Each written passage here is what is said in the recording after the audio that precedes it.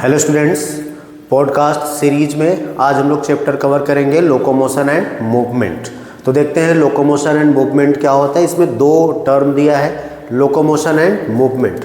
अगर हम लोग मूवमेंट की बात करें तो सबसे सिंपल टाइप का जो मूवमेंट होता है वो यूनिसेलुलर ऑर्गेनिज्म जैसे कि अमीबा में देखने को मिल सकता है। स्ट्रीमिंग ऑफ प्रोटोप्लाज्म, प्रोटोप्लाज्म का एक सेल के अंदर उसी सेल में घूमते रहना, वो स्ट्रीमिंग ऑफ प्रोटोप्लाज्म एक तरह का मूवमेंट है। अगर हम दूसरे ऑर्गेनिजम्स में बात करें, सीलिया का मूवमेंट, फ्लैजिला का मूवमेंट, टेंटिकल्स का मूवमेंट देखने को मिल सकता है।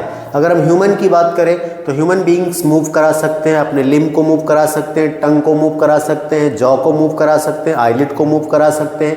ये मूवमेंट है। अगर हम लोग मूवमेंट की बात करें तो किसी भी बॉडी पार्ट्स का, अगर हम लोग बॉडी पार्ट की बात करें या किसी भी चीज़ का अपने एक्सिस पर उसी जगह पर मूव करना, वहाँ से उसकी पोजीशन चेंज ना हो, जगह चेंज ना हो, जिसे हम लोग मूवमेंट बोल रहे हैं। जैसे अगर हम लोग सीलिया की बात करें पैरामीशियम में, तो सीलिया जहाँ पर अटैच्ड है बॉडी से वहीं उसी जगह पर फिक्स है, उसका मूवमेंट हो रहा है, वहाँ से उसकी बॉडी की पोजीशन, उस सीलिया की पोजीशन, जगह चेंज नहीं हो रही है। फ्लैजिला की बात करें, फ्लैजिला जहाँ होता है वहीं पर मूव करता है, वहाँ से उसकी जगह चेंज नहीं होती। अगर हम लोग जॉ की बात करें, हम जॉ जो है हमारे यहीं पर मूव कर रहा है, लेकिन ये जगह चेंज नहीं हो रही है। ये सारे मूवमेंट हैं। लेकिन कुछ ऐसे वॉलंटरी मूवमेंट होते हैं जिनकी वजह से बॉडी पोस्चर चेंज हो जाता है, लोकेशन चेंज हो जाती है, जिसे हम लोग बोलते हैं लोकोमोशन। तो याद रखना, ऐसे वॉलंटरी मूवमेंट जिसमें बॉडी पोस्चर चेंज हो जाए, जिसमें लोकेशन चेंज हो जाए, बॉडी के प्लेस चेंज हो जाए, ऐसे ही मूवमेंट को हम लोग बोलते हैं लोकोमोशन।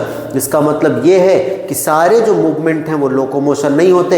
ऐसा मूवमेंट जिसमें बॉडी की पोजीशन चेंज हो जाए, उस मूवमेंट का नाम लोकोमोशन होता है। इसलिए कहते हैं कि all movement are not locomotion but all locomotion are movement. तो आप ऐसे बोल सकते हो, all locomotions are movement but all movement are not locomotion. मतलब अगर ये मूवमेंट है तो ज़रूरी नहीं है कि लोकोमोशन हो। लेकिन अगर आपको, ये आपके लिम्ब हैं, अगर ये लोअर लिम्ब ऐसे मूव कर रहा है, ये मूवमेंट है। लेकिन अगर ये मूव करे और ये आपकी बॉडी की पोजीशन चेंज हो जाए, ये लोकोमोशन है। लेकिन लोकोमोशन कराने के लिए आपके को अपने लिम्ब को मूव कराना पड़ेगा। लेकिन ये मूवमेंट हो रहा है, ज़रूरी नहीं है कि लोकोमोशन हो। क्लियर, समझ आया? तो मूवमेंट होगा तो लोकोमोशन हो, ऐसा कोई ज़रूरी नहीं है। लेकिन अगर लोकोमोशन होगा तो मूवमेंट ज़रूर होगा, बिना मूवमेंट के लोकोमोशन नहीं होगा। चलिए अब हम लोग बात करते हैं, तो मूवमेंट की बात कर लिया। अगर हम लोग बात करें कि मूवमेंट, कितने टाइप के मूवमेंट होते हैं, मूवमेंट जो हैं वो अलग अलग टाइप के होते हैं हमारी बॉडी में। और उससे भी पहले अगर हम लोग बात कर लें कि लोकोमोशन होता क्यों है, तो लोकोमोशंस याद रखना डिपेंड करता है हैबिटेट पर एंड डिमांड ऑफ सिचुएशन पर। आप कौन सी जगह पर हैं, किस चीज़ की आपको डिमांड है, वहाँ से चल के आपको हट के वहाँ से जाना पड़ेगा, आपको लोकोमोशन करना पड़ेगा। तो याद रखना ये हैबिटेट पर और डिमांड ऑफ सिचुएशन पर डिपेंड करता है। लोकोमोशन जनरली होता है फूड सर्च के लिए, सर्च ऑफ फूड के लिए, मेटिंग के लिए, एस्केप फ्रॉम एनिमीज के लिए, इन सारी चीज़ों के लिए होता है लोकोमोशन। तो ये कहते हैं locomotions are generally for search of food, shelter, escape from enemies, search of suitable breeding ground, mating, इन सब के लिए लोकोमोशन होता है। तो हम लोग बात करें मूवमेंट की, टाइप्स ऑफ मूवमेंट की बात करें तो हमारी बॉडी में कुछ अलग अलग टाइप के मूवमेंट होते हैं। जैसे अमीबॉइड मूवमेंट होता है, सीलियरी मूवमेंट होता है, फ्लैजिलर मूवमेंट होता है, मस्कुलर मूवमेंट होता है। अगर हम लोग अमीबॉइड मूवमेंट की बात करें तो अमीबॉइड मूवमेंट अमीबा के जैसे स्यूडोपोडिया बनते हैं, इसलिए उसे अमीबॉइड मूवमेंट बोलते हैं। जैसे कि अगर हम लोग बात करें ल्यूकोसाइट्स में, मैक्रोफेज, ल्यूकोसाइट मतलब WBC, macrophages, microfilament of cytoskeleton, यहाँ पर अमीबॉइड मूवमेंट होता है। अगर हम लोग सीलियरी मूवमेंट की बात करें, जैसे कि ट्रैकिया में, जैसे कि फेलोपियन ट्यूब में, यहाँ पर सीलियरी मूवमेंट होता है। अगर हम लोग फ्लैजिलर की मूवमेंट की बात करें, स्पर्मेटोजोआ या स्पर्म जो है, यहाँ पर फ्लैजिलर मूवमेंट होता है। और हम मस्कुलर मूवमेंट की बात करें, जैसे हमारे लिम्ब, टंग, जॉ, आईलिड्स, ये सारे मस्कुलर मूवमेंट करते हैं। तो ये हमारी बॉडी में टाइप्स ऑफ मूवमेंट हो गए। अच्छा, अगर हम लोग बात करें ज़्यादा तक हमारी बॉडी में जो मूवमेंट होते हैं वो मस्कुलर मूवमेंट होते हैं। जैसे लिम्ब का मूवमेंट, टंग का मूवमेंट, जॉ का मूवमेंट, आईलिड्स का मूवमेंट, ये सारे मस्कुलर मूवमेंट हैं। तो अगर हम लोग मूवमेंट की बात करें हम लोग लोकोमोशन की बात करें तो यहाँ पर मसल्स इन्वॉल्व है मस्कुलर मूवमेंट में, तो हम लोग यहाँ पर बात करेंगे मसल्स की। तो याद रखना, अगर लोकोमोशन की बात करें तो लोकोमोशन के लिए एक परफेक्ट कोऑर्डिनेशन होना चाहिए neural system, muscular system and skeletal system के बीच। एक परफेक्ट कोऑर्डिनेशन जब तक नहीं होगा, आपकी बोन्स काम नहीं करेंगी, आप लोकोमोशन नहीं कर सकते हैं। आपकी मसल्स काम नहीं करेंगे, आप लोकोमोशन नहीं कर सकते हैं। अगर न्यूरॉन्स काम नहीं करेंगे, स्टिमुलस जाएगा नहीं सीएनएस तक और वहाँ से आएगा नहीं, तो आप लोकोमोशन, आपका मूवमेंट नहीं हो सकता है। तो लोकोमोशन के लिए एक परफेक्ट कोऑर्डिनेशन होना चाहिए न्यूरल सिस्टम के, मस्कुलर सिस्टम और स्केलेटल सिस्टम के बीच। तो हम लोग बात करते हैं यहाँ पर मसल्स की। मसल्स की जो ओरिजिन होती है वो मीजोडर्मल ओरिजिन है। और हम लोग बात करें मसल्स, तो मसल्स याद रखना कई टाइप्स की होती हैं, जैसे on the basis of location, on the basis of appearance, on the basis of regulation, कई टाइप की मसल्स हैं। यहाँ पर हम on the basis of location की बात करें तो हम लोग यहाँ पर पढ़ेंगे skeletal muscle, smooth muscles and cardiac muscles. तो एक एक करके देखते हैं स्मूथ मसल, स्केलेटल मसल और कार्डियक मसल्स क्या होती हैं, और मसल की कुछ स्पेशल प्रॉपर्टीज भी होती हैं, जैसे एक्साइटेबिलिटी, कॉन्ट्रैक्टिलिटी, इलास्टिसिटी, फ्लेक्सिबिलिटी, ये कुछ मसल्स की प्रॉपर्टी हैं। अगर हमारे बॉडी वेट की बात की जाए, 40 से 50% बॉडी वेट वो मसल्स के द्वारा बियर किया जाता है। तो आओ जरा हम लोग देखते हैं कौन कौन सी मसल्स हैं। पहले स्केलेटल मसल की बात करते हैं, तो याद रखिएगा वो मसल जो डायरेक्ट स्केलेटन से, बोन से अटैच हैं, जिसे हम लोग स्केलेटल मसल बोलते हैं। और स्केलेटल मसल्स की बात करें तो स्केलेटल मसल्स में स्ट्रिएशंस पाए जाते हैं, रेशे पाए जाते हैं, जिसे स्ट्रिप्ड इन अपीयरेंस बोलते हैं। तो ये स्ट्रिएटेड मसल होती हैं, ये नर्वस सिस्टम के डायरेक्ट अंडर कंट्रोल में होती हैं, इसलिए ये वॉलंटरी होती हैं, हमारी इच्छा पर डिपेंड करती हैं। जैसे यहाँ पर हमारी स्केलेटल मसल है, हम चाहें तो कॉन्ट्रैक्ट करा रहे हैं, हम चाहें तो स्लो कॉन्ट्रैक्ट कराएं, हम चाहें तो फास्ट कॉन्ट्रैक्ट कराएं, ये हमारी इच्छा पर डिपेंड करती हैं। तो स्केलेटल मसल ऐसी मसल जो डायरेक्ट स्केलेटन से अटैच्ड हैं, ये स्ट्रिएटेड होती हैं, इसमें रेशे पाए जाते हैं, स्ट्रिप्ड अपीयरेंस होता है, वॉलंटरी होती हैं। उसके बाद हम लोग बात करते हैं स्मूथ मसल्स की। स्मूथ मसल्स यानी को विसरल मसल बोलते हैं। इंटरनल हॉलो ऑर्गन्स की मसल्स जो हैं वो स्मूथ मसल्स होती हैं। ये नॉन स्ट्रिएटेड होती हैं, यहाँ पर स्ट्रिएशंस नहीं पाए जाते, और ये इनवॉलेंट्री होती हैं, हमारी इच्छा पर डिपेंड नहीं करती। जैसे आप जल्दी, अगर आप खाना खा रहे हैं, आप जल्दी जल्दी खाना खा सकते हैं, यहाँ से क्रश करके आप खाना निगलते हैं, लेकिन पेट में डाइजेशन अपने मर्जी से होगा, उतना अपना टाइम लेगा, क्योंकि वो हमारे इच्छा पर निर्भर नहीं है, वहाँ पर स्मूथ मसल्स हैं। अगर हम लोग कार्डियक मसल की बात करें, हार्ट की मसल्स को कार्डियक मसल बोलते हैं। ये स्ट्रिएटेड होती हैं लेकिन इनवॉलेंट्री होती हैं, स्ट्रिएटेड होती हैं लेकिन इनवॉलेंट्री होती हैं। ये मसल्स के टाइप हैं, skeletal muscle, smooth muscles and cardiac muscle. अगर हम लोग बात करें, हम लोग चैप्टर पढ़ें लोकोमोशन एंड मूवमेंट, तो लोकोमोशन में याद रखना मसल्स कौन सी इन्वॉल्व होंगी, स्केलेटल मसल। तो हम लोग बात करते हैं स्ट्रक्चर ऑफ स्केलेटल मसल की, क्योंकि कार्डियक मसल या स्मूथ मसल लोकोमोशन में इन्वॉल्व नहीं है। हम लोग को चैप्टर पढ़ना है लोकोमोशन, तो लोकोमोशन में स्केलेटल मसल इन्वॉल्व होती हैं। तो स्ट्रक्चर ऑफ स्केलेटल मसल की बात करें, स्ट्रक्चर जो स्केलेटल मसल है वो बना होता है मसल बंडल का। मसल बंडल का ही दूसरा नाम फेसाइकल होता है, और मसल बंडल जो है वो किस चीज़ का बंडल है, मसल फाइबर का बंडल है। तो मसल बंडल्स के अंदर पाए जाते हैं मसल फाइबर। और याद रखना, दो मसल बंडल आपस में कोलेजिनस कनेक्टिव टिश्यू जिसका नाम है फेसिया, उससे कनेक्टेड होते हैं। तो हम बात कर रहे हैं स्केलेटल मसल की। Skeletal muscle made up of muscle bundle, और मसल बंडल का दूसरा नाम फेसाइकल है, और दो मसल बंडल आपस में कनेक्टिव टिश्यू, कोलेजिनस कनेक्टिव टिश्यू जिसका नाम है फेसिया, उसके थ्रू जुड़े होते हैं। चलो हम लोग बात करें मसल बंडल के अंदर कौन है, मसल फाइबर है। मसल फाइबर, एक मसल फाइबर को देखते हैं। मसल फाइबर के मेम्ब्रेन का नाम होता है सार्कोलेमा। मसल फाइबर के अंदर जो साइटोप्लाज्म है उसे बोलते हैं सार्कोप्लाज्म। उसके अंदर का एंडोप्लाज्मिक रेटिकुलम कहलाता है सार्कोप्लाज्मिक रेटिकुलम, और उसके अंदर पाए जाते हैं कैल्शियम आयन। तो इस सार्कोप्लाज्मिक रेटिकुलम जो है वो स्टोर हाउस है कैल्शियम आयन का। अगर हम लोग सार्कोप्लाज्म में बात करें, यहीं पर कुछ पैरेलली अरेंज्ड प्रोटीन पाई जाती हैं, एक्टिन और मायोसिन, और ये अल्टरनेटिवली प्रेजेंट होती हैं। अल्टरनेटिवली एक्टिन फिर मायोसिन, एक्टिन फिर मायोसिन, लेकिन ये जहाँ पर प्रेजेंट होती हैं पैरेलली अरेंज होती हैं, उन्हें मायोफिब्रिल्स बोलते हैं। तो सार्कोप्लाज्म के अंदर कुछ पैरेलली अरेंज मायोफिलामेंट या मायोफिब्रिल्स पाए जाते हैं, और इन मायोफिब्रिल्स पर two light and dark alternatively present protein पाई जाती हैं, जिसे बोलते हैं बैंड पाए जाते हैं, और वो बैंड जो है वो एक्टिन और मायोसिन के बने होते हैं। तो याद रखिएगा, अगर हम लोग बात करें एक्टिन की, एक्टिन को ही आई बैंड बोलते हैं, एक्टिन को ही आइसोट्रॉपिक बैंड बोलते हैं। याद रखना। और इसी को थिन बैंड बोलते हैं, इसी को लाइट बैंड बोलते हैं। अगर हम लोग मायोसिन की बात करें तो मायोसिन को याद रखना ए बैंड बोलते हैं, एनाइसोट्रॉपिक बैंड बोलते हैं, थिक बैंड बोलते हैं और डार्क बैंड बोलते हैं। चलो वापस से आते हैं, ध्यान से सुनना। सार्कोप्लाज्म के अंदर मसल फाइबर की मेम्ब्रेन का नाम सार्कोलेमा, उसके अंदर का साइटोप्लाज्म सार्कोप्लाज्म, उसके अंदर एंडोप्लाज्मिक रेटिकुलम सार्कोप्लाज्मिक रेटिकुलम, और सार्कोप्लाज्म में कुछ पैरेलली अरेंज्ड फिलामेंट पाए जाते हैं जिसे मायोफिब्रिल्स या मायोफिलामेंट बोलते हैं। और इस मायोफिलामेंट पर अल्टरनेटिवली प्रेजेंट होती हैं दो बैंड जिसे लाइट एंड डार्क बैंड बोलते हैं। और ये बैंड प्रोटीन के बने होते हैं, एक्टिन एंड मायोसिन के। और इन्हीं एक्टिन और मायोसिन का दूसरा नाम आपको बता दिया। एक्टिन का नाम आई बैंड या आइसोट्रॉपिक बैंड या थिन बैंड या लाइट बैंड बोलते हैं, और उसका नाम मायोसिन का नाम थिक बैंड या ए बैंड, एनाइसोट्रॉपिक बैंड या उसी को डार्क बैंड भी बोलते हैं। इन्हीं की वजह से जो स्ट्रक्चर होता है स्केलेटल मसल का वो स्ट्रिएटेड होता है। चलो हम लोग बात करते हैं अब ये जो एक्टिन और मायोसिन है ये प्रेजेंट कैसे होते हैं, अल्टरनेटिवली प्रेजेंट होते हैं। तो याद रखना एक्टिन फिर मायोसिन फिर एक्टिन फिर मायोसिन फिर एक्टिन फिर मायोसिन, इस तरह से प्रेजेंट होते हैं। जो एक्टिन होता है वो पार्शियली ओवरलैप होता है मायोसिन के ऊपर। जो एक्टिन होता है, एक्टिन को बाइसेक्ट करने वाली लाइन का नाम होता है जेड लाइन। और याद रखना जो एक्टिन है पार्शियली ओवरलैप है मायोसिन के ऊपर, तो एक्टिन जहां पर मायोसिन के ऊपर ओवरलैप नहीं है उस जोन को एच जोन बोलते हैं। Non overlapping part of myosin is called H zone.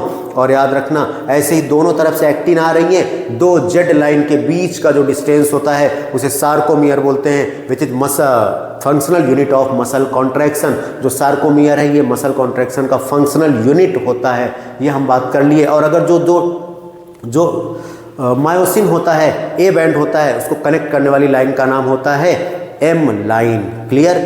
तो चलिए हम लोग ये बात कर लिए किसका, एक्टिन और मायोसिन का। अब अगली हेडिंग आती है structure of contractile protein. Contractile protein मतलब मसल कॉन्ट्रैक्शन के दौरान कौन सी प्रोटीन कॉन्ट्रैक्ट होंगी, एक्टिन और मायोसिन। तो स्ट्रक्चर देखते हैं एक्टिन और मायोसिन का। तो कॉन्ट्रैक्टाइल प्रोटीन मतलब कौन सी प्रोटीन, एक्टिन और मायोसिन। अगर हम लोग एक्टिन की बात करें तो each actin made up of 2F actin which is helically bound to each other. या जो ये एक एक्टिन है वो 2F एक्टिन का बना है और दोनों F एक्टिन आपस में हेलिकली बाउंड होते हैं। और एक F एक्टिन की बात करें तो एक F एक्टिन बना होता है G एक्टिन जिसे ग्लोब्यूलर एक्टिन बोलते हैं।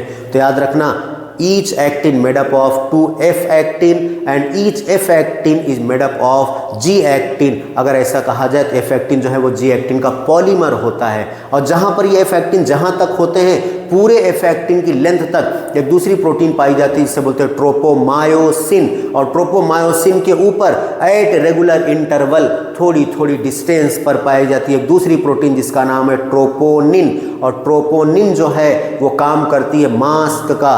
Troponin act as mask on actin for myosin binding site. Myosin जहां पर आके एक्टिन से जुड़ेगा उस पॉइंट पर ट्रोपोनिन नाम की प्रोटीन पाई जाती है जिससे कि मायोसिन के हेड को एक्टिन से जुड़ने नहीं देती है। चलो ये तो हो गई एक्टिन की बात। हम लोग बात करें मायोसिन की तो याद रखना मायोसिन जो है वो पॉलीमर ऑफ मीरोमायोसिन है।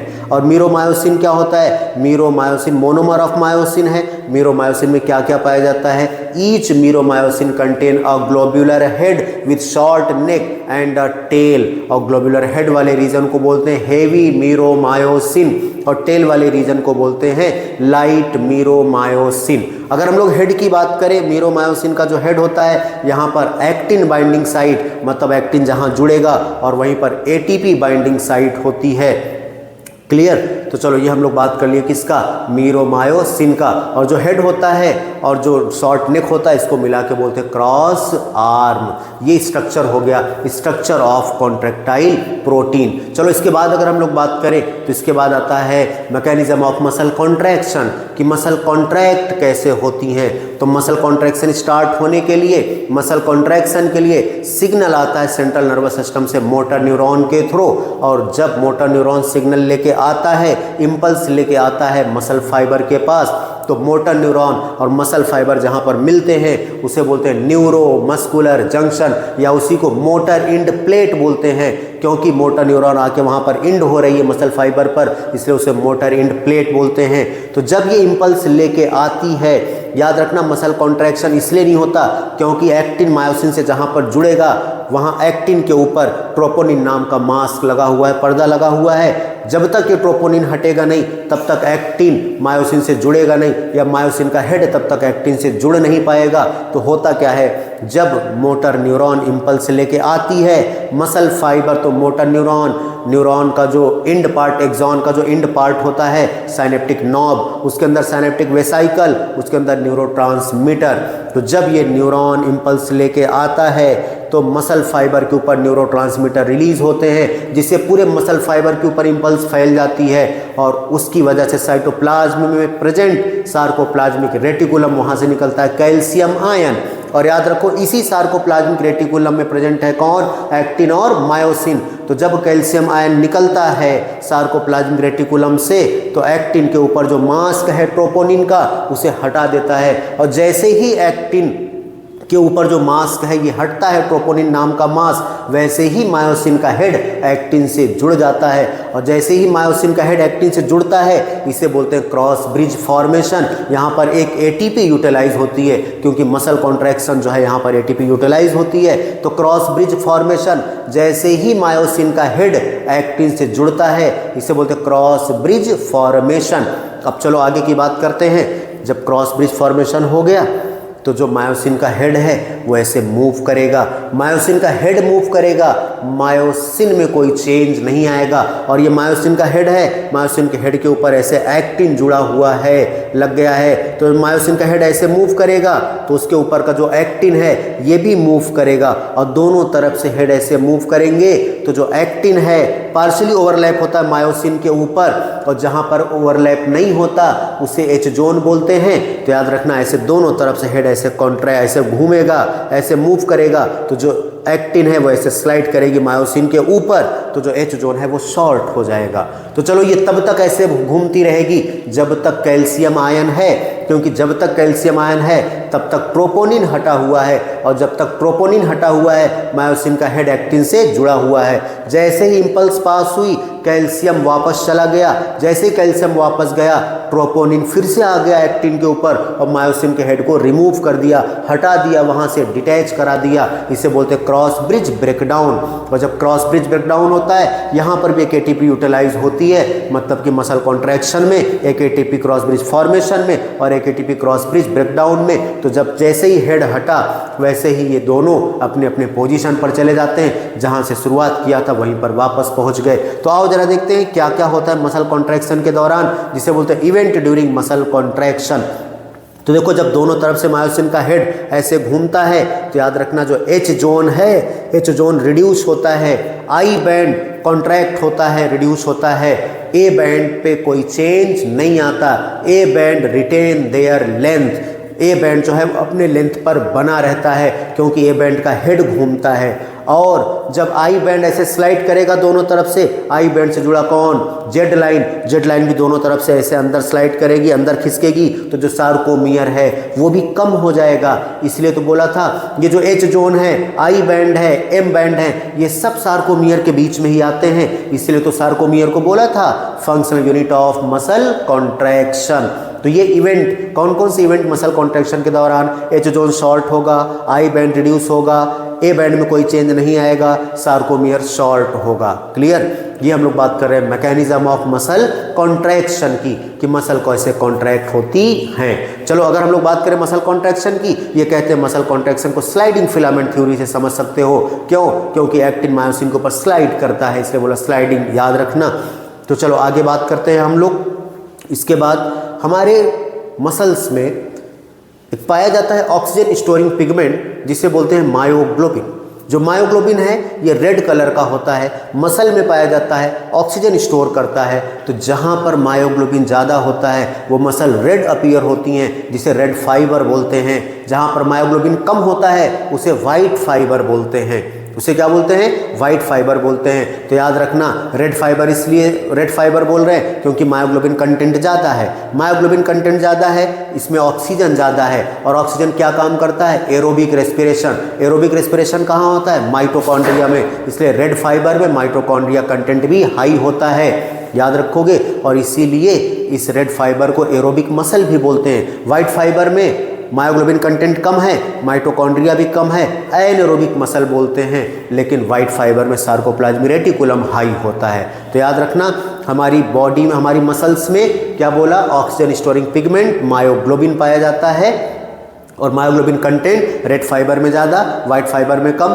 माइटोकॉन्ड्रिया रेड फाइबर में ज़्यादा, वाइट फाइबर में कम, सार्कोप्लाज्मिक रेटिकुलम वाइट फाइबर में ज़्यादा, रेड फाइबर में कम। रेड फाइबर को एरोबिक मसल और वाइट फाइबर को एनारोबिक मसल बोलते हैं। जब आप लगातार काम कर रहे होते हैं, कॉन्टिन्यूसली वर्क कर रहे होते हैं, हमारी मसल्स को जब ऑक्सीजन की सप्लाई इनएडिक्वेट होती है, पर्याप्त मात्रा में नहीं हो पाती ऑक्सीजन की सप्लाई, तो हमारी मसल्स एनारोबिक रेस्पिरेशन करने लग जाती हैं, लैक्टिक एसिड फर्मेंटेशन करने लग जाती हैं, मसल्स में लैक्टिक एसिड का डिपोजिशन होने लग जाता है, जिससे हमें फटीगनेस फील होती है, थकावट फील होती है। ये कहानी थी मस्कुलर सिस्टम की, मसल्स की। अगला इसमें टॉपिक आता है स्केलेटल सिस्टम। अगर हम लोग बात करें स्केलेटल सिस्टम की, स्केलेटल सिस्टम क्या काम करता है, तो देखो स्केलेटल सिस्टम बना किसका है। स्केलेटल सिस्टम में बोन्स पाई जाती हैं, कार्टिलेजेस पाए जाते हैं। अगर हम लोग बात करें बोन्स और कार्टिलेज की, बोन जो है वो हार्ड होते हैं कैल्शियम सॉल्ट की वजह से, और जो कार्टिलेजेस हैं ये प्लायबल होते हैं कॉन्ड्राइटिन सॉल्ट की वजह से। तो हमारा जो स्केलेटल सिस्टम है बोन्स और कार्टिलेजेस का बना हुआ है। अगर हम लोग स्केलेटल सिस्टम की बात करें, यहाँ पर हम लोग बोन पढ़ेंगे, कितनी बोन, 206 बोन। और स्केलेटल सिस्टम काम क्या करता है, बॉडी का फ्रेमवर्क बनाता है। अगर स्केलेटल सिस्टम, अगर आपकी बॉडी से बोन निकाल दी जाए, ये जो स्ट्रक्चर है ये स्ट्रक्चर नहीं दिखेगा। जो आपका स्केलेटल सिस्टम है ब्लड का फॉर्मेशन कराता है, हीमोपोइसिस होती है। जो आपका स्केलेटल सिस्टम है ये आपके इंटरनल वाइटल ऑर्गन्स को प्रोटेक्ट करता है, ये काम स्केलेटल सिस्टम का है। तो हम लोग जो यहाँ पर बात कर रहे हैं वो इंडोस्केलेटन की बात कर रहे हैं, जिसमें हम लोग बोन्स और कार्टिलेजेस पढ़ेंगे, क्योंकि कुछ एक्सोस्केलेटन भी होते हैं, जैसे हमारे नेल्स, हेयर, हॉर्न, एनिमल की सींग जो होती हैं, ये सब बर्ड के फेदर जो हैं, ये सब एक्सोस्केलेटन में आते हैं। यहाँ पर हम लोग बात करेंगे इंडोस्केलेटन की। तो इंडोस्केलेटन जो है, जो स्केलेटल सिस्टम है, ये बना हुआ है बोन्स एंड कार्टिलेजेस का। तो कितनी टोटल बोन पढ़नी है, 206 बोन पढ़नी है एडल्ट में। तो आओ जरा इन्हीं 206 बोन को हम लोग देखते हैं। 206 बोन जो है हमारा जो स्केलेटल सिस्टम है, इसको दो पार्ट में डिवाइड किया गया है, एक एक्सियल स्केलेटन, दूसरा अपेंडिकुलर स्केलेटन। एक्सियल स्केलेटन में 80 बोन होती हैं, अपेंडिकुलर स्केलेटन में 126 बोन होती हैं। चलो हम लोग बात करते हैं एक्सियल स्केलेटन की, कौन कौन आता है। एक्सियल स्केलेटन जो एक एक्सिस पर है, जैसे हमारा स्कल, इसी के उसमें लगा हुआ स्टर्नम, पीछे वर्टिब्रल कॉलम, और इन दोनों से अटैच्ड हमारी जो रिब्स हैं, ये आते हैं किसमें, एक्सियल स्केलेटन में। तो axial skeleton consist of 80 bones, जिसमें आएगा स्कल, तो sternum, vertebral column and ribs. चलो हम लोग बात करते हैं स्कल की। स्कल में टोटल आते हैं 22 बोन। स्कल के दो रीजन हैं, क्रैनियम जहाँ पर आपका ब्रेन है, जिसे ब्रेन बॉक्स आप बोलते हैं, ये क्रैनियम वाला रीजन है। दूसरा फेसियल वाला रीजन है। टोटल स्कल को मिला के क्या बोला, 22 बोन। लेकिन याद रखना बक्कल कैविटी के बेस पर एक बोन पाई जाती है, hyoid bone, also included in the skull, उसको भी स्कल में इंक्लूड करते हैं। तो अगर हम लोग क्रैनियम की बात करें, क्रैनियम में 8 बोन होती है और फेसियल रीजन में 14 बोन होती हैं। 14 और 8 कितनी हो गई, 22 बोन हो गई। अगर हम लोग बात करें यहाँ पर क्रैनियम में कौन कौन सी बोन आती हैं, तो याद रखना फ्रंटल, पेराइटल, टेम्पोरल, ऑक्सीपिटल, और एक होती इथमोइड और एक स्फिनोइड। तो यहाँ पर अगर हम लोग बात करें कौन कितनी होती हैं, तो याद रखना यहाँ पर पेराइटल और टेम्पोरल दो होती हैं, बाकी सब कौन कौन, पेराइटल, याद रखना पेराइटल और टेम्पोरल दो होती हैं, बाकी सब एक एक होती हैं। तो याद रखना एक फ्रंटल हो गई, 2 पेराइटल हो गई, कितनी हो गए, 3, 2 कौन हो गए बोलो, टेम्पोरल, कितनी हो गए बोलो, 5, एक हो गए कौन बोलो, इथमोइड, और एक हो गए कौन, स्फिनोइड। तो याद रखोगे कौन कौन सा, frontal, parietal, temporal, occipital, ethmoid and sphenoid. Total bone कितने हैं, 8। आओ जरा फेशियल रीजन की बात करें। फेशियल रीजन में पढ़ोगे मैग्जिला, फेशियल रीजन पढ़ोगे मैंडिबल, फेशियल रीजन पढ़ोगे वोमर, पैलेटाइन, लैक्राइमल, जाइगोमैटिक। और यहाँ पर मैंडिबल और वोमर को छोड़ के बाकी सब दो होती हैं। तो ऐसे याद रख लेना।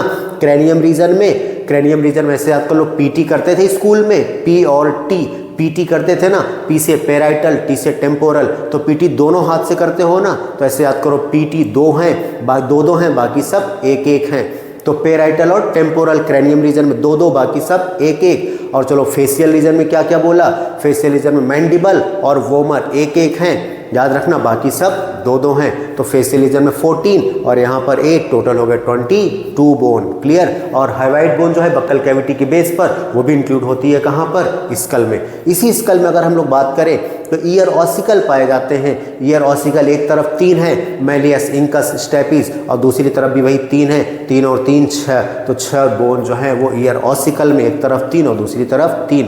ये हम लोग बात कर रहे थे किसके, स्कल की बात कर रहे थे। चलो हम लोग स्कल के बाद कौन आएगा एक्सियल स्केलेटन में, स्टर्नम। स्टर्नम की बात करें, वेंट्रली प्लेस्ड है, फ्लैट बोन है, इसी को ब्रेस्ट बोन भी बोला जाता है। ये सरफेस प्रोवाइड करता है रिब्स के अटैचमेंट के लिए। और इसके बाद एक होती है सिर्फ, हम लोग बात करें वर्टिब्रल कॉलम की, वर्टिब्रल कॉलम 26 होती हैं, सीरियली अरेंज्ड होती हैं एक के बाद एक। फर्स्ट वर्टिब्री का नाम एटलस, सेकेंड वर्टिब्री का नाम एक्सिस होता है। वर्टिब्रल कॉलम जो है वो आपके रिब्स के अटैचमेंट के लिए सरफेस प्रोवाइड करती है। और वर्टिब्रल कॉलम वर्टिब्री के अंदर कैविटी पाई जाती है जिसे न्यूरल कैनाल बोलते हैं, और उसी न्यूरल कैनाल में आपका स्पाइनल कॉर्ड पास होता है। तो वर्टिब्री का जो काम है वो क्या काम है, वर्टिब्री का काम हेड को सपोर्ट प्रोवाइड करना है। यहीं से वर्टिब्री से लगा हुआ है 2 ऑक्सीपिटल कॉन्डाइल, जिस जो हमारे हेड को सपोर्ट प्रोवाइड करता है, इसलिए हमारे हेड को डाइकॉन्डाइल, हमारे स्कल को डाइकॉन्डाइलिक स्कल बोलते हैं। क्लियर। तो हमारा स्कल कैसा है, डाइकॉन्डाइलिक स्कल है। वर्टिब्री की बात कर रहे थे, हेड को सपोर्ट प्रोवाइड करता है, रिब्स के अटैचमेंट के लिए सरफेस प्रोवाइड करता है और स्पाइनल कॉर्ड को प्रोटेक्ट करता है। जो वर्टिब्री है इनको डिवाइड किया गया है, सर्वाइकल वर्टिब्री, नेक रीजन में सर्वाइकल वर्टिब्री होती है 7, थोरैक्स रीजन, चेस्ट रीजन में थोरैसिक वर्टिब्री होती है 12, लंबर वर्टिब्री होती है 5, सैक्रल वर्टिब्री होती है 1, कोकाइजल वर्टिब्री होती है 1। तो याद रखना जो सैक्रल है वो 5 बोन का फ्यूजन है तब एक बनी है, जो कोकाइजियल है वो 4 बोन का फ्यूजन है तब एक बनी है, याद रखोगे। इसीलिए इसको बोलते हैं C7 T12 L5 S1 C1, मतलब कि cervical, thoracic, lumbar, sacral and coccygeal, ये वर्टिब्रीज हैं जिनको डिवाइड किया गया है इतने पार्ट में। क्लियर। चलो हम लोग वर्टिब्री की बात अगर हम लोग बात करें, वर्टिब्री के बाद फर्स्ट और सेकंड वर्टिब्री के नाम बता दिए, एटलस और एक्सिस। चलो वर्टिब्री के बाद हम लोग बात करेंगे रिब्स की। रिब्स हमारे अंदर पाए जाते हैं टोटल कितने पेयर, 12 पेयर्स रिब्स पाई जाती हैं। जो रिब्स हैं ये बाइसिफैलिक होती हैं, इनकी 2 कर्वेचर पाए जाते हैं, इसलिए इन्हें बाइसिफैलिक बोलते हैं। जो रिब्स हैं ये अगर देखा जाए स्टर्नम और वर्टिब्रल कॉलम के साथ मिलकर रिबकेज बना रही हैं। तो याद करो यहाँ पर अगर हम लोग रिब्स की बात करें, 12 पेयर्स रिब्स में से फर्स्ट 7 पेयर जो रिब्स होती हैं इसे बोलते हैं ट्रू रिब्स। ये ट्रू रिब्स इसलिए है, पीछे की तरफ वर्टिब्रल कॉलम से, आगे की तरफ स्टर्नम से हाइलाइन कार्टिलेज से अटैच्ड हैं। तो फर्स्ट 7 पेयर वर्टिब्री को हम लोग रिब्स को क्या बोलते हैं, ट्रू रिब्स। बाकी जो 8th, 9th और 10th जो हैं इन्हें हम लोग बोलते हैं फॉल्स रिब्स, क्योंकि फॉल्स रिब जो है वो पीछे तो वर्टिब्रल कॉलम से अटैच हैं, लेकिन वेंट्रल साइड वो 7th नंबर के रिब्स से अटैच हैं। इसे बोलते हैं वर्टिब्रोकॉन्ड्रल रिब्स या इसे बोलते हैं फॉल्स रिब्स। और 11th एंड 12th इन्हें फ्लोटिंग रिब्स बोलते हैं। फ्लोटिंग रिब्स जो हैं वो डॉर्सल साइड पीछे की तरफ वर्टिब्रल कॉलम से अटैच हैं, लेकिन वेंट्रल साइड कहीं से अटैच्ड नहीं है, फ्लोट करती रहती है, इसलिए इन्हें फ्लोटिंग रिब्स बोलते हैं। तो ये हम लोग बात कर रहे थे रिब्स की। First 7 pair true ribs, 8th, 9th and 10th जो हैं वो false ribs, 11th and 12th जो हैं वो हैं फ्लोटिंग रिब्स। ये आपका कंप्लीट हुआ axial skeleton, skull, vertebral column, sternum और रिब्स। चलो हम लोग बात करते हैं अपेंडिकुलर स्केलेटन की। Appendicular skeleton consist of limb along with their girdle. Girdle कौन कौन से हैं याद रखना, ये ऊपर वाले ये जो ज्वाइंट हैं अपर आर्म में और ये लोअर आर्म में। तो हम लिम्ब की अगर हम लोग बात, इन्हें गर्डिल्स बोलते हैं। ऊपर वाले को हम लोग बोलते हैं पेक्टोरल गर्डिल, नीचे वाले को बोलते हैं पेल्विक गर्डिल। तो चलो अगर हम लिम्ब की बात करें, लिम्ब में टोटल 120 बोन होते हैं और गर्डिल में 6 बोन होते हैं। तो लिम्ब्स में 2 अपर लिम्ब और 2 lower limb. Each limb contain 30 bone, चाहे वो अपर लिम्ब हो चाहे वो लोअर लिम्ब हो, इसमें 30 बोन्स होते हैं। और गर्डिल्स में कितने होते हैं, 6 बोन होते हैं। पेक्टोरल गर्डिल में 4, पेल्विक गर्डिल में 2, टोटल हो गए कितने 126। और जरा हम लोग बात करते हैं लिम्ब्स की।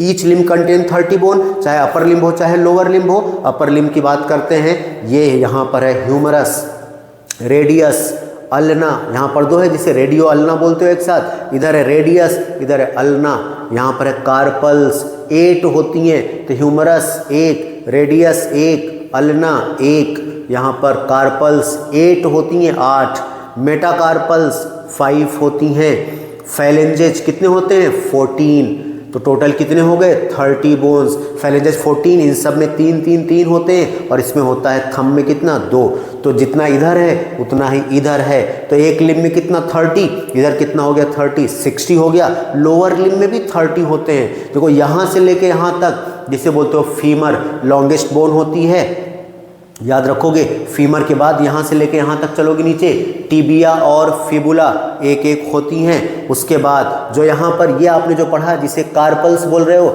इसी को रिस्ट बोन बोलते हैं। जो मेटाकार्पल बोल रहे हो इस वाले रीजन में इसे पॉम बोन बोलते हैं। ये जो फैलेंजे जैसे डिजिट्स बोलते हैं, जैसे यहाँ पर आपका कार्पल है वैसे ही यहाँ पर टार्सल है। इसे आपने बोला था कौन सा रिस्ट बोन, वहाँ पर बोलते हैं एंकल बोन, लेकिन यहाँ पर कार्पल था 8, टार्सल होता है 7। जैसे यहाँ पर आपने पढ़ा था मेटाकार्पल, वैसे वहाँ पर है मेटाटार्सल जिसे आप सोल बोन बोलते हैं, वो 5 है। जैसे यहाँ पर आपने फैलेंजेज पढ़ा था, वैसे ही वहाँ पर भी फैलेंजेज है, लोअर लिम्स में भी फैलेंजेज हैं, फैलेंजेज भी उतने ही हैं, मेटाटार्सल भी उतने ही हैं, लेकिन जो टार्सल है वो 7 हैं, यहाँ पर कार्पल 8 है, तो एक बोन वहाँ पर कम हो गई। तो याद रखना एक यहाँ पर पाई जाती है नी कैप, जिसे टेला या पटेला बोलते हो, ये नी कैप। तो टोटल कितनी हो गई 30 बोन, जितना इधर उतना ही इधर। ये है आपका लिम्ब, तो इधर 30 कितने हो गए 60, और उतने 60 लोअर लिम्ब में, टोटल 120 बोन कहाँ पर होते हैं लिम्ब में। चलो हम लोग बात करते हैं गर्डिल की। गर्डिल की बात करें तो गर्डिल अपर एंड लोअर, ऊपर वाले को बोलते हैं pectoral girdle. Each half of the pectoral girdle contain 2 bone, एक तरफ 2 और एक तरफ 2, कितनी हो गई 4। चलो हम एक तरफ की अगर हम लोग बात करें यहाँ पर पेक्टोरल गर्डिल में, यहाँ पर 2 बोन कौन सी है, scapula and clavicle. Scapula triangular होती है, डॉर्सली प्लेस्ड होती है, 2nd एंड 7th रिब्स के बीच, 2nd एंड 7th रिब्स के बीच पाई जाती हैं। और दूसरा हम लोग बात करें क्लेविकल। चलो जरा अच्छा स्कैपुला की बात करें, स्कैपुला में नीचे की तरफ एक कैविटी पाई जाती है जिसे बोलते हैं ग्लिनोइड कैविटी, और उसी ग्लिनोइड कैविटी में आपका ह्यूमरस का हेड फिट बैठता है, आर्टिकुलेट होता है, घूमता है। और इसी स्कैपुला के डॉर्सल साइड एक प्रोसेस पाया जाता है जिसे एक्रोमियन प्रोसेस होती है, वहीं से आपकी ये अटैच होती है क्लेविकल, क्लेविकल जिसे आप कॉलर बोन या जिसे ब्यूटी बोन भी बोलते हो। तो चलो अगर स्कैपुला की बात करें, स्कैपुला ट्रायंगुलर होती है, 2nd से 7th रिब्स के बीच होती है, डॉर्सली प्लेस्ड होती है। स्कैपुला में कैविटी पाई जाती है लोअर साइड जिसे ग्लिनोइड कैविटी बोलते हैं, जहां पर आपका हेड ऑफ ह्यूमरस आर्टिकुलेट होता है, घूमता है। और उसी के डॉर्सल साइड स्कैपुला पर एक्रोमियन प्रोसेस जहां से क्लेविकल अटैच है। तो 2 इधर हो गई और 2 इधर हो गई, क्लेविकल और स्कैपुला। टोटल 4 बोन होती है कहाँ पर, पेक्टोरल गर्डिल में। पेल्विक गर्डिल की बात करें, यहाँ पर कॉक्सल बोन पाई जाती है, किस तरफ और एक किस तरफ। तो कॉक्सल बोन जो है वो 3 बोन के फ्यूजन से बनी है, जिसका नाम है इलियम, इशियम एंड प्यूबिस। और इलियम की स्पेलिंग ILIUM याद रखना, इलियम। ILEUM जो होता है वो पार्ट ऑफ स्मॉल इंटेस्टाइन होता है, क्लियर। ड्यूडेनम, जेजनम एंड इलियम वो स्मॉल इंटेस्टाइन का पार्ट है, इलियम। यहाँ पर ILIUM याद रखना, इलियम, इशियम, प्यूबिस, ये 3 बोन मिलके बनाती है कॉक्सल बोन। और याद रखना जहाँ पर ये मिल रही है, जहाँ पर फ्यूजन हो रहा है, वहाँ पर एक कैविटी है जिसे बोल रहे हैं एसिटाबुलम। तो कभी कभी पूछता है ग्लिनोइड कैविटी या एक्रोमियन प्रोसेस कौन से गर्डिल में, पेक्टोरल गर्डिल या पेल्विक गर्डिल, पेक्टोरल गर्डिल में। और एसिटाबुलम कहाँ पर है, पेल्विक गर्डिल में। दोनों कॉक्सल बोन जहाँ पर सामने की तरफ मिलती हैं, प्यूबिक सिम्फाइसिस फॉर्म करती हैं, क्लियर। चलो ये इतनी कहानी हो गई किसकी, हम लोग बात कर रहे थे यहाँ पर बोन की। तो कौन कौन सी बोन आपने पढ़ा, एक्सियल स्केलेटन और अपेंडिकुलर स्केलेटन में। एक्सियल स्केलेटन में 80, अपेंडिकुलर स्केलेटन में 120, और अपेंडिकुलर स्केलेटन में limbs along with their girdle. चलो इसके बाद हम लोग बात करते हैं तो ज्वाइंट का काम क्या है, मूवमेंट कराना। जहाँ जहाँ ज्वाइंट है वहीं वहीं मूवमेंट होगा। जैसे यहाँ पर अगर हम लोग ज्वाइंट की बात करें, यहाँ पर मूवमेंट होगा। यहाँ पर ज्वाइंट की बात करें, यहाँ पर मूवमेंट होगा। यहाँ पर ज्वाइंट की बात करें, यहाँ पर मूवमेंट होगा। तो जहाँ जहाँ ज्वाइंट है हमारी बॉडी में मूवमेंट वहीं वहीं होते हैं। तो हम लोग अगर ज्वाइंट की बात करें, हमारी बॉडी में 3 तरह के ज्वाइंट पाए जाते हैं। एक होता है फाइब्रस ज्वाइंट, दूसरा होता है कार्टिलेजिनस ज्वाइंट, और तीसरा होता है साइनोवियल ज्वाइंट। अगर हम लोग फाइब्रस ज्वाइंट की बात करें, fibrous joint do not allow any movement, मतलब फाइब्रस जॉइंट में किसी तरह का कोई मूवमेंट नहीं होता, जैसे कि हमारे क्रैनियम में पाया जाता है, यहाँ पर किसी तरह का कोई मूवमेंट नहीं होता इन बोन्स के बीच। दूसरा हम लोग बात करें cartilaginous joint. Cartilaginous joint allow limited movement, जैसे दो वर्टिब्री के बीच except atlas and axis, first और सेकंड वर्टिब्री को छोड़ के बाकी एडजेसेंट वर्टिब्री के बीच जो जॉइंट होता है वो कार्टिलेजिनस जॉइंट होता है, जो लिमिटेड मूवमेंट को अलाउ करता है। तीसरा हम लोग बात करें synovial joint allow considerable movement, body के जितने भी मूवमेंट है, चाहे यहाँ का बॉल एंड सॉकेट जॉइंट हो, चाहे यहाँ का हिंज जॉइंट हो, चाहे यहाँ का ग्लाइडिंग जॉइंट हो, जितने भी मूवमेंट बॉडी में है जहाँ पर ठीक ठाक मूवमेंट होता है वो सब साइनोवियल जॉइंट हैं। तो अगर हम लोग साइनोवियल जॉइंट की बात करें तो साइनोवियल जॉइंट में क्या होता है, दो बोन्स के बीच कैविटी पाई जाती है, इसे साइनोवियल कैविटी बोलते हैं, और उसमें भरा होता है साइनोवियल फ्लूइड, जिससे कि दो बोन्स इजीली मूव करती हैं, वहाँ पर फ्रिक्शन नहीं होता है। तो बॉडी में जितने भी मूवमेंट है, ज़्यादातर कौन से मूवमेंट है, साइनोवियल जो जॉइंट है वो कौन से जॉइंट है, साइनोवियल जॉइंट। जैसे हम लोग बात करें सबसे पहला, अगर हम लोग साइनोवियल जॉइंट की बात करें, बॉल एंड सॉकेट जॉइंट। चलो यहाँ से शुरुआत करते हैं। यहाँ पर ह्यूमरस और पेक्टोरल गर्डिल के बीच यहाँ पर जो जॉइंट है जिसे बॉल एंड सॉकेट जॉइंट बोलते हैं, ये एक तरह का साइनोवियल जॉइंट है। दूसरा हम लोग बात करें यहाँ पर एल्बो जॉइंट, एनसीईआरटी में एग्जाम्पल दिया हिंज जॉइंट, याद रखना। बॉल एंड सॉकेट जॉइंट मतलब इस तरह का मूवमेंट पूरी तरह से, ये जैसे जो स्कैपुला है उसके सॉकेट में जो हेड ऑफ ह्यूमरस है वो उसमें आर्टिकुलेट हो रहा है, वो बॉल एंड सॉकेट जॉइंट है। दूसरा हम लोग बात कर रहे थे हिंज जॉइंट की, याद रखना हिंज जॉइंट जो एक तरफ ऐसे कॉन्ट्रैक्ट हो रहा है लेकिन दूसरी तरफ नहीं, तो याद रखना हिंज जॉइंट। जैसे यहाँ पर एल्बो जॉइंट, एनसीईआरटी ने एग्जाम्पल दिया है नी जॉइंट, यहाँ पर जो जॉइंट अपर आर्म में है वही लोअर आर्म में, याद रखना। तो यहाँ पर हिंज जॉइंट है तो यहाँ पर भी हिंज जॉइंट है। ये कौन सा जॉइंट है, एल्बो जॉइंट, याद रखना। यहाँ पर नी जॉइंट। चलो हम लोग आगे की बात करते हैं। यहाँ पर जॉइंट है जिसे ग्लाइडिंग जॉइंट बोलते हैं, कार्पल्स के बीच। यहाँ पर कौन बोन है, कार्पल्स है, टू रोज में लगी है 4 कार्पल्स, इनके बीच जो जॉइंट है वो ग्लाइडिंग जॉइंट है। और सुनो, तो कार्पल्स के बीच कौन सा joint, gliding joint. Carpal and metacarpal of thumb के बीच जॉइंट है जिसे बोलते हैं सैडल जॉइंट। कौन सा जॉइंट, सैडल जॉइंट। एक और जॉइंट है पाइवोट जॉइंट, एटलस और एक्सिस के बीच, फर्स्ट और सेकंड वर्टिब्री के बीच जो जॉइंट हो उसे बोलते हैं पाइवोट जॉइंट। तो चाहे ये बॉल एंड सॉकेट जॉइंट हो, चाहे ये हिंज जॉइंट हो, चाहे ये ग्लाइडिंग जॉइंट हो, चाहे ये साइनोवियल जॉइंट हो, चाहे एटलस और एक्सिस के बीच का पाइवोट जॉइंट हो, सब जो है वो साइनोवियल जॉइंट के टाइप्स हैं। क्लियर। चलो ये जॉइंट हो गया। अगली हम लोग बात करें heading disorder of muscular and skeletal system. अगर हम डिसऑर्डर की बात करें, सबसे पहला जो डिसऑर्डर है वो है myasthenia gravis. Myasthenia gravis is an autoimmune disease, एक ऑटो इम्यून डिजीज है affecting neuromuscular junction leading to fatigueness. Skeletal muscles का पैरालिसिस हो जाता है, वीकनेस फील होती है। तो याद रखना मिस्थीनिया ग्रेविस एक ऑटो इम्यून डिजीज है जिसमें न्यूरोमस्कुलर जंक्शन अफेक्ट होता है, जिसमें हमें फटीगनेस फील होती है, वीकनेस फील होती है, स्केलेटल मसल का पैरालिसिस हो जाता है। चलो हम लोग बात करें दूसरा, muscular dystrophy. Muscular dystrophy progressive degeneration of skeletal muscle. Skeletal muscle जो है वो धीरे धीरे टूटने लग जाती हैं, प्रोग्रेसिव डीजनरेशन हो रहा है, टूट रही है लगातार। ये mostly due to genetic disorder की वजह से होता है। हम लोग बात करें अगला डिसऑर्डर टिटैनी। टिटैनी में क्या होता है, रैपिड स्पाज्म या wild contraction of muscle due to low level of calcium. Calcium की लो होने की वजह से बॉडी में अचानक से मसल्स कॉन्ट्रैक्ट होने लग जाती हैं, रैपिड स्पाज्म होने लग जाता है, वाइल्ड कॉन्ट्रैक्शन होने लग जाता है, जिसे हम लोग टिटैनी बोलते हैं। अगर हम लोग इसके बाद बात करें ऑस्टियोपोरोसिस, और जरा भी अर्थराइटिस छोड़ो, ऑस्टियोपोरोसिस देखो। ऑस्टियोपोरोसिस एक एज रिलेटेड डिसऑर्डर है जिसमें बोन मास कम हो जाता है due to low level of estrogen. Due to low level of estrogen bone mass कम हो जाता है, फ्रैक्चर के चांस बढ़ जाते हैं। ये एज रिलेटेड डिसऑर्डर है। तो osteoporosis decreased bone mass due to low level of estrogen, bone mass कम होता है, फ्रैक्चर का चांस बढ़ जाता है। ये एक एज रिलेटेड डिसऑर्डर है। नेक्स्ट डिसऑर्डर है आर्थराइटिस, इन्फ्लामेशन ऑफ जॉइंट। बिना किसी रीजन के अगर बोल रहा है इन्फ्लामेशन ऑफ जॉइंट, वो आर्थराइटिस है। और अगर inflammation of joint due to accumulation या deposition of uric acid crystal, वो गाउट कहलाता है। तो अगर सिर्फ आपसे पूछे इन्फ्लामेशन ऑफ जॉइंट तो बोलो आर्थराइटिस, और inflammation of joint due to accumulation of uric acid crystal वो गाउट है। क्लियर। ये आपका कंप्लीट हुआ chapter locomotion and movement. Next podcast में हम लोग मिलेंगे न्यूरल कंट्रोल एंड कोऑर्डिनेशन के साथ।